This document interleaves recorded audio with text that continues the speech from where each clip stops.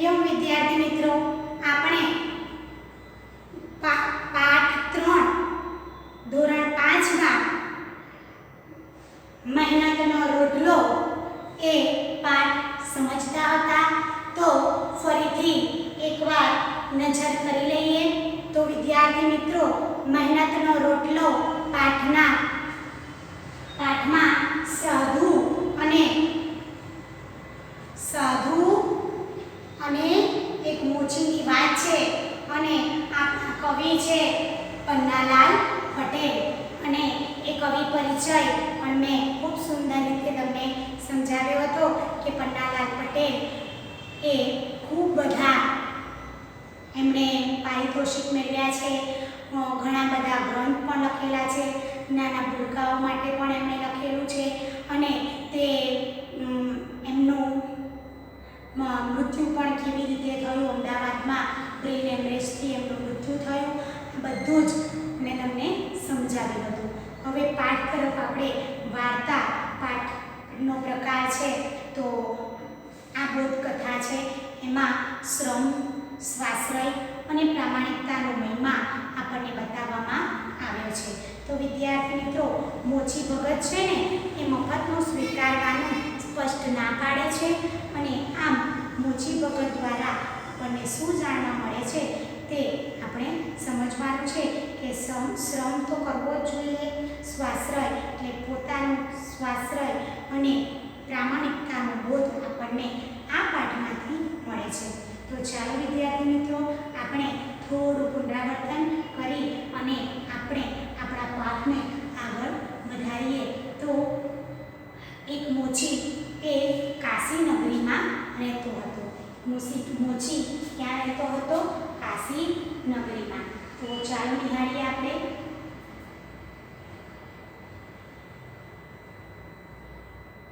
વાર્તા.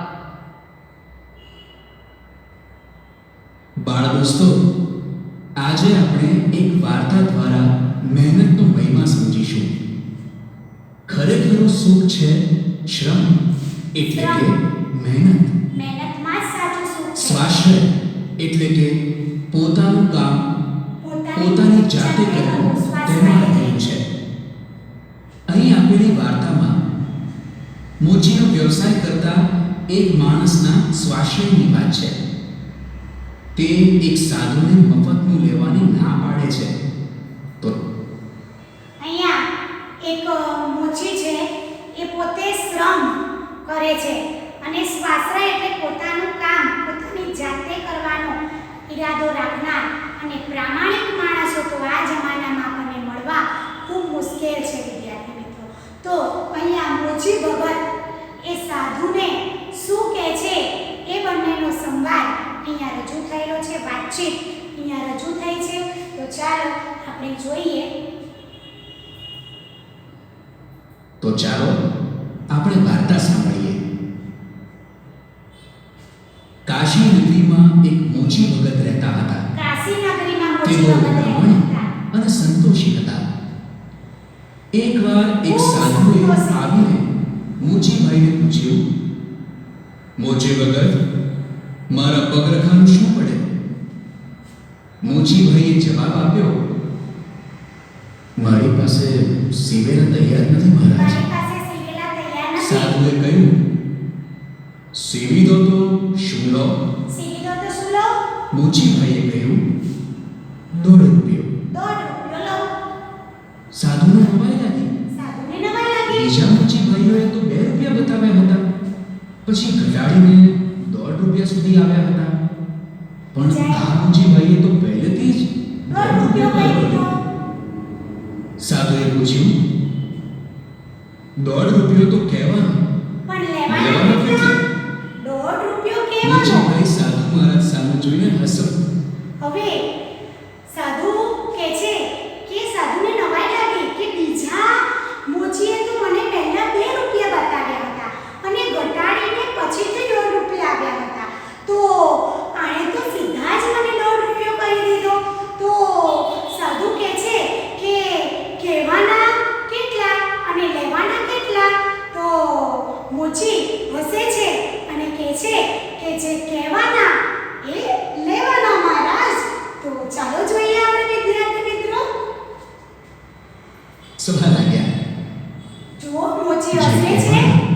તે લેવાના મહારાજ. જે લેવાના એ લેવાના. આપણી ઈચ્છા હોય તો બનાવો.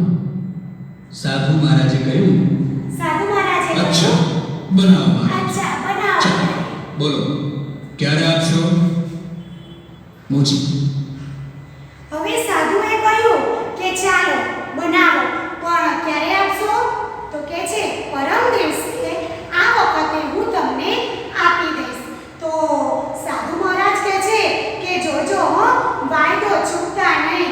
પરમ દિવસે મારે 12 ગામ જવાનું છે.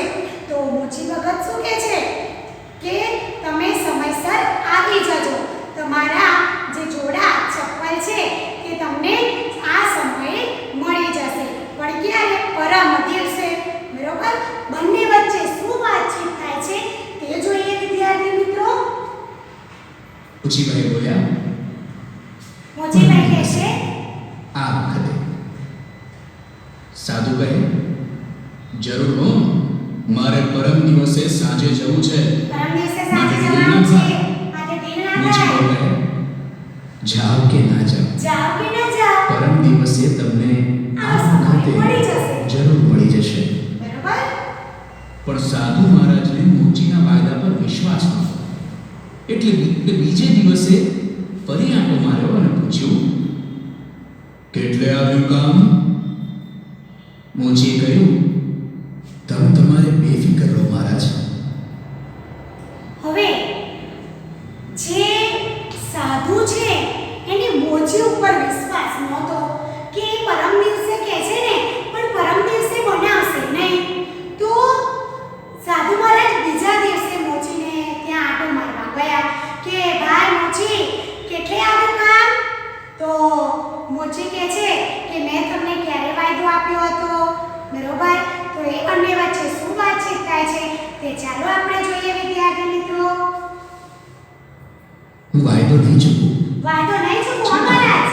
સાધુ મહારાજને શાંતિ ન મળી. સાધુ મહારાજને હજી ત્રીજે શાંતિ દિવસે ના મળી. સવારમાં પાછો સાધુને વિચાર આવ્યો, ત્રીજે દિવસે પાછો સાધુને વિચાર આવ્યો, લાવને જરા લાવને જરા મોચીભાઈને ત્યાં આંટો મારતો આવું. મોચીને ત્યાં જતો આવું. પણ આ વખતે તો મોચીભાઈએ તો સાધુની કિંમત કરી. તેમણે કહ્યું, તમને માણસ પારખતા આવડતું નથી. આ વખતે ત્રીજા દિવસે જ્યારે જાય છે સાધુ, ત્યારે મોચીએ તો કિંમત કરી દીધી સાધુની કે સાધુ મહારાજ, તમને માણસ પારખતા નથી આવડતું હો? તમને માણસ પારખતા નથી આવડતું. તો આ વખતે તો મોચીએ કહી જ દીધું સાધુને કે મેં તમને સાંજે કહ્યું હતું. બરોબર ને? તો બંને વચ્ચે શું વાતચીત થાય છે ચાલો જોઈએ. આખી દુનિયા જૂઠું બોલે છે, આખી દુનિયા જૂઠું બોલે છે તેમ તમે સમજો છો. ધક્કા ખાઓ છો. નાહકના સાંજે પગલા આવજો. ધક્કા ખાઓ છો. જાઓ. તમારે સાંજે સાંજ આવજો. પડે સમય પ્રમાણે સાધુ મહારાજ આવ્યા ત્યારે પગરખા એકદમ સાંજ પડે જ્યારે સાંજ પડે સાધુ મહારાજ આવ્યા ને ત્યારે પગરખા બિલકુલ તૈયાર હતા. તો વાયદા પ્રમાણે મોચીએ પગરખા સીવી દીધા હતા. હવે સાધુને વિશ્વાસ થયો કે ખરેખર મોચી એ સાચુકલો છે અને ખરેખરો ભગત છે. હા, આવું સાધુના મનમાં થયું. અને હવે તે બંને વચ્ચે શું થાય છે તે આપણે જોઈએ. જુઓ તો તૈયાર હતા. સાધુ મહારાજ આ જોઈ ખૂબ રાજી થયા. ખૂબ રાજી તે થયા. સમજી ગયા, આ મોચીભાઈ સાચા બોલ્યા છે, સાચા બોલ્યા છે. ખરેખર ભગત છે. ખરેખર કદી જૂઠું ભગત. બોલતા નથી. એ જૂઠું બોલતા નથી. સાધુ મહારાજે તેમને 2 રૂપિયા આપ્યા. કેટલા આપ્યા? મોચીભાઈ પાસે બે છૂટા રૂપિયા. પૈસા નહોતા. પૈસા લઈને ત્યાંથી ઉઠ્યા.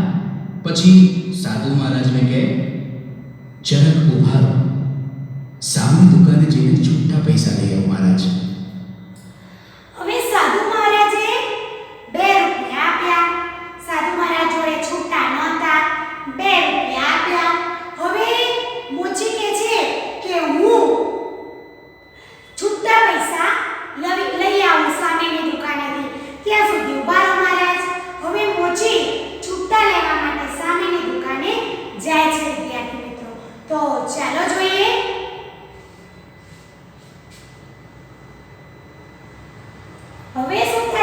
મહારાજે કહ્યું, રહેવા દો ભગત, રહેવા દો. રહેવા દો, રહેવા દો. એટલા પૈસાની આપણા તરફથી તમાકુ તમાકુ બીજો. પી લેજો. મોચીભાઈએ કહ્યું, હું તમાકુ નથી પીતો. તમાકુ નથી પીતો મહારાજ. તો પછી આપણા તરફથી ખાંસડા સેવા માટેની પૂરી પૂરી લાવજો. લાવી દેજો. ઠીક છે? ઠીક છે? ના મહારાજ, હરામનો પૈસો મને ન ખપે. હવે સાધુ મહારાજ અને બંને વચ્ચે સી વાતચીત થઈ? તો સાધુ મહારાજ કહે છે કે રહેવા દો. તમે જે પૈસા વધે છે એની તમાકુ પી લેજો. તો મોચી કહે છે કે હું તમાકુ નથી પીતો હો મહારાજ. તો કહે છે ઠીક છે. તો એ પૈસાનું ચપ્પલ સીવવા માટે દોરી લાવી દેજો. તો મોચી કહે છે કે ના મહારાજ, હરામનો પૈસો મને ન ખપે. બરોબર? હવે બંને વચ્ચે શું વાતચીત થાય છે એ ચાલો જોઈએ આપણે.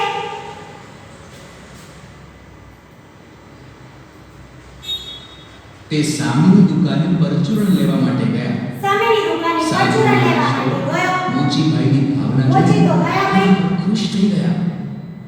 તેમણે હળવે કરીને પોતાની જોડીમાંથી પારસ મણી હવે સાધુ તો ખુશ થઈ ગયા. હવે એમણે હળવેથી પોતાની જોડીમાંથી પારસમણી કાઢ્યો અને મોચીના ઓજારોને ઘસી કાઢ્યો. પારસમણી એટલે સોનાના ઓજારો. જે પારસમણી એ લોખંડના ઓજારને સોનાના બનાવી દે. એ પારસમણી કાઢ્યો અને શું કર્યું તે જોઈએ. જુઓ તો મણી કાઢ્યો. પારસમણી કાઢ્યો. આજુબાજુ જોયું. આજુબાજુ જોયું, કોઈ જોતું નથી ને. પછી કોઈ ન જુએ એ રીતે મોચીભાઈના ઓજારોને પારસમણી ઘસી દીધો. બધા ઓજારો સોનાના થઈ ગયા ભાઈ. પછી તે સાધુ મહારાજ મોચીભાઈ પાસે ગયા. તેમની પાસેથી પૈસા લેતા કહે, ભગત, મુઠ્ઠી ચણાના પૈસા પણ. હવે જે સાધુ છે એ મોચી પાસે જાય છે અને કહે છે કે એક મુઠ્ઠી ચણાના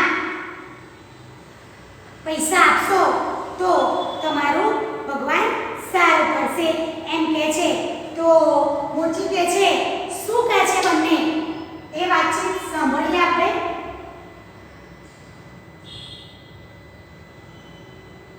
પણ ભિક્ષા માટે આપશો તો ઈશ્વર તમારું ભલું કરશે. એક મુઠ્ઠી ચણાના પૈસા આપશો. મોચીએ ખિસ્સામાંથી એક સિક્કો આપતા કહ્યું, મોચીએ ખિસ્સામાંથી સિક્કો આપતા કહ્યું, લો. મુઠ્ઠી ચણામાં શું થશે? મુઠ્ઠી ચણામાં શું આટલું થશે કહી મહારાજ? તે દુકાન તરફ ચાલતો થયો. આટલું કહીને સાધુ મોચી મહારાજે ગયો. પણ સાધુ એક પણ મુઠ્ઠી ચણા તો મારી પાસે છે એમ કહી પગ ઉપાડ્યો. સાધુ મહારાજ પણ મનમાં બોલે મોચી છે, ભાઈ મોટી પોતાની ચણા દુકાને તો આવ્યા. છે મારી પાસે. તેમણે જોયું તો પોતાના બધા ઓજારો સોનાના સોનાના થઈ થઈ ગયા ગયા હતા. ભાઈ. આખા જુઓ, હવે મોચી પાછું આવે છે અને જુએ છે ને તો એના બધા ઓજારો સોનાના થઈ ગયા હતા. બરોબર? બધા ઓજારો કેવા થઈ ગયા હતા? સોનાના. હવે મોચીને સમજાયું પેલા સાધુ આ મહારાજ કામ નક્કી પેલા સાધુનું છે. સમજી ગયો. એ સમજી ગયો. મોચીનો જીવ વળી ગયો. મોચીનો નિશા જીવ સોનાજી વળી ગયો. બોલ્યો, અરે ભગવાન, અરે ભગવાન, ભગવાન, હું આ સોનાના ઓજારોથી કેવી રીતે કામ કરીશ? કેવી રીતે કામ તેણે કરીશ? ઓજારો ઘરના ખૂણામાં નાખ્યા. આ ઓજારો બધા પછી ઘરના જેણે ખૂણામાં કસરત નાખ્યા. કરેલા ઓજારો ઉતારી ફરી પાછો કામે લાગ્યો. ઉપરથી એણે ઘસાઈ ગયેલા ઓજારો નીચે ઉતાર્યા અને પેલા જે સોનાના ઓજારો હતા એ ઘરના એક ખૂણામાં નાખી દીધા અને વળી પાછા ઘસાયેલા ઓજારો એ કામ કરવા લાગ્યો. હવે શું થાય છે તે આપણે જોઈએ. મનોમન એમ પણ કહેતો હતો, મનોમન વિચારતો હતો પણ સાધુ મહારાજની ઈચ્છા પણ તો સાધુ મહારાજની ઈચ્છા તો આપણને આપણને સુખી સુખી કરવાની કરવાની હતી. હતી એને. બિચારા મોચીભાઈએ 12 12 મહિનાની મહેનત કરી ત્યારે માંડ મોચીભાઈ 12 મહિના સુધી એટલે કે 1 વર્ષ સુધી તેમણે કામ કર્યું ત્યારે નવા ઓજાર વસાવી શક્યો. બોલો, તો બીજા વ્યક્તિ હોત તો પ્રામાણિક હતો આ મોચી, તો એણે પેલા ઓજારો વેચ્યા નહીં અને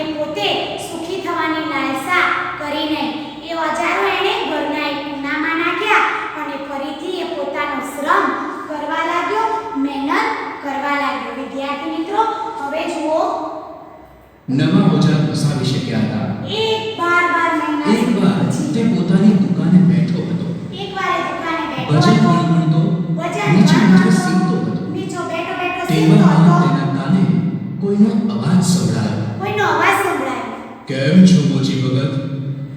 મોચીએ જોયું તો પેટ મોચીએ ઊંચું જોયું. એ ભજન ગણગણતો પોતાનું કામ કરતો હતો અને અવાજ સંભળાયો કે કેમ છો મોચી ભગત? તો મોચીએ ઊંચું જોયું ત્યારે સમજાયું કે આ પેલા જ મહારાજ છે. ત્યારે મોચી શું કહે છે તે આપણે જોઈએ વિદ્યાર્થી મિત્રો. એના જ સાધુ મહારાજ હતા. તેમણે સાધુને કહ્યું, ઓજાર બગાડી ગયા હતા એ જ ને તમે? ઓજાર બગાડી ગયા હતા એ જ ને તમે? એમને તો સાધુને તો નવાઈ લાગી. આટલે સુધી આપણે સમજ્યા હતા વિદ્યાર્થી મિત્રો. તો એમને તો સાધુ મહારાજને તો એવું હતું કે એ મને ઓળખતા જ મોચી મારા પગે પડશે. મોચી મારા પગે પડશે, મને માન પાન આપશે અને ઘણો બધો આભાર માનશે. સાધુ મહારાજના મનમાં એવું હતું કે મારા પગે પડી જશે, ઘણું બધું મને માન આપશે અને એને બદલે આ માણસ તો મને એવું કહે છે કે તમે ઓજાર બગાડી ગયા હતા એ જ ને? તો આણે તો મને ઠપકો આપ્યો ઉપરથી. તો સાધુને વહેમ પડ્યો, આ બિચારો સોનાને પિત્તળ સમજી બેઠો છે. સોનાને પિત્તળ સમજી બેઠો લાગે છે. તેમણે કહ્યું, મોચી ભગત, ઓજાર બગાડ્યા નથી, મેં તો સોનાના બનાવ્યા છે. ઓજાર બગાડ્યા નથી, સોનાના બનાવ્યા છે. ક્યાં છે? નાખી તો નથી દીધા ને? તો ચાલો જોઈએ બંને વચ્ચે શું વાતચીત. આ જ વાતચીત થાય છે. તો કેવી રીતે વાતચીત કરે છે? સાધુ મહારાજને નવાઈ લાગી કે આણે તો મને ઉપરથી ઠપકો આપ્યો ભાઈ. જુઓ તો હતું કે પોતાને ઓળખતા જ મોચી ભગત પગે પડશે, માનપાન આપશે અને ઘણો આભાર માનશે.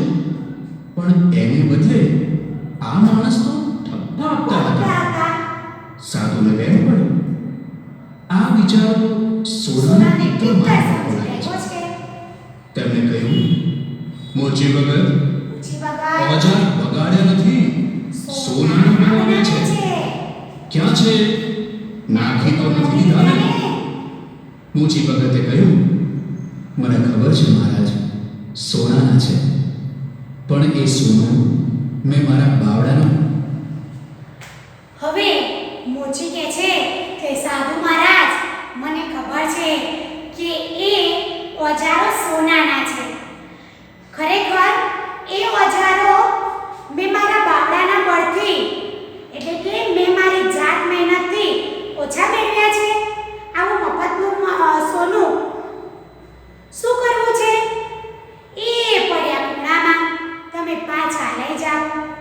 સાધુએ મોચીની શિખામણ આપતા કહ્યું કે મોચી ભગત, તમને કશી ગમ નથી, તમને કશી ગમ પડતી નથી, કશી ખબર પડતી નથી. ગમ એટલે ખબર. સોનું વેચીને પૈસા બનાવો ને મોજ કરો, મજા કરો. આ કાચી દુકાનને પાકી બનાવો અને કામ કરનાર માણસો રાખો.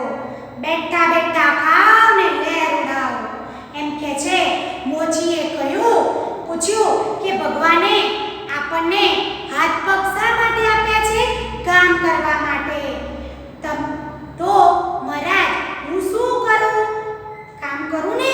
તો મોચીએ પૂછ્યું, ભગવાને આ હાથ પગ આપ્યા છે એનું શું કરું મહારાજ?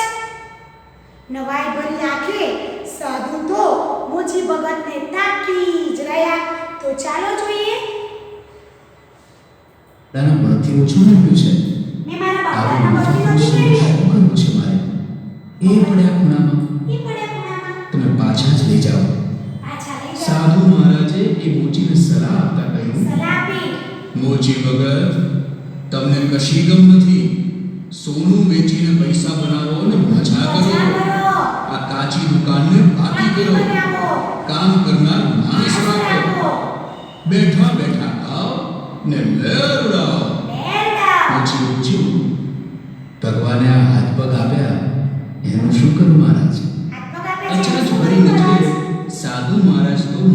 ભગત સામે તાકી જ રહ્યા. તાકી જ રહ્યા, બોલો. મોચી ભગતે કહ્યું, સાધુ મહારાજ, ભગવાને હાથ પગ કઈ બેઠા બેઠા.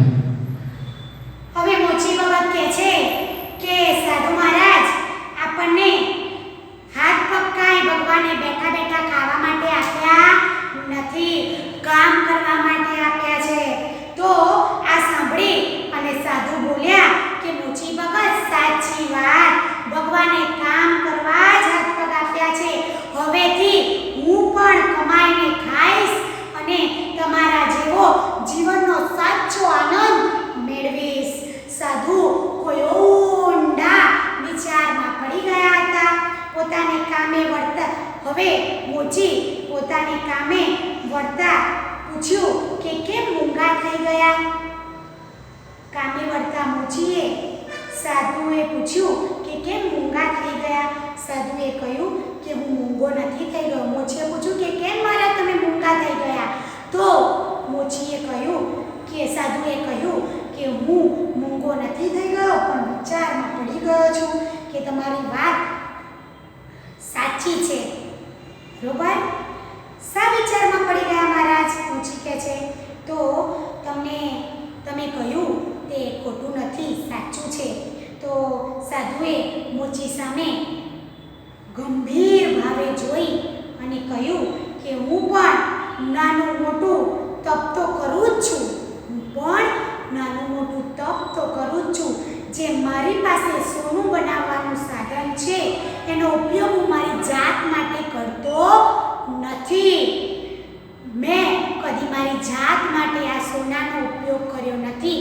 ભિક્ષા માંગી અને હું મારો પેટનો ખાડો પૂરું છું. પણ આજે તારી આ ભિક્ષાનો મને ગર્વ છે. તે પણ આ ગર્વ તે ગાળી નાખ્યો. આજથી તમે મારા ગુરુ અને આજથી હું પણ આ દાખલો યાદ કરીશ અને મારા ગર્વને હું ધોતો રહીશ. મોચી કામ કરવું ભૂલી ગયો. મોચીએ કહ્યું કે મારા તમારી પાસે તો આ પારસમણી છે, છતાં તમે તમારી જાત માટે ઉપયોગ નથી કર્યો.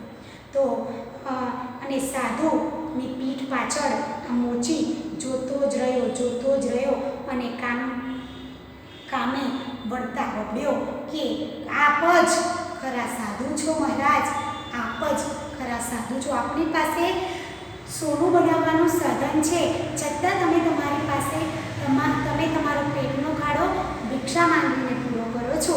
તો અહીંયા જોઈએ આપણે ખાવા માટે નથી આપ્યા, કામ કરવા માટે આપ્યા છે. આ સાંભળી સાધુ મહારાજ બોલ્યા, મોચી ભગત, સાચી વાત છે તમારી. ભગવાને કામ કરવા જ હાથ પગ આપ્યા છે. હવેથી હું પણ કમાઈને જ ખાઈશ ને તમારા જેવો જીવનનો સાચો આનંદ મેળવીશ. સાધુ ઊંડા વિચારોમાં ખોવાઈ ગયા. પોતાના કામે લાગતા મોચી ભગતે સાધુ મહાત્માને પૂછ્યું, કેમ મૂંગા થઈ ગયા? સાધુ મહારાજે કહ્યું, હું મૂંગો નથી થઈ ગયો, વિચારમાં પડી ગયો છું. શા વિચારમાં પડી ગયા છો? સાધુ મહારાજે મોચી સામે ગંભીરપણે જોઈને કહ્યું, હું પણ નાનું મોટું તપ તો કરું જ છું. જેમ મારી પાસે સોનું બનાવવાનું સાધન